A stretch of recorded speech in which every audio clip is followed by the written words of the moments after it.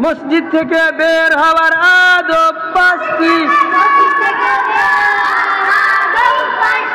মসজিদ থেকে বের হওয়ার আদব 5টি। 1 নম্বরে বিসমিল্লাহ পড়া, 2 নম্বরে দুরূদ পড়া, 2 নম্বরে দুরূদ পড়া, 3 নম্বরে দোয়া পড়া। এই 3টিকে একসাথে এভাবে মিলিয়ে পড়া যায়। বিসমিল্লাহি ওয়াসসালাতু ওয়াসসালামু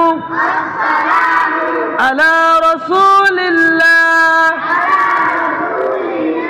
আল্লাহুম্মা ইন্নী আসআলুকা মিন ফাদলিক। 4 নম্বরে বাম পা দিয়ে বাহির হওয়া। 5 নম্বরে ডান পায়ের জুতা আগে পরা।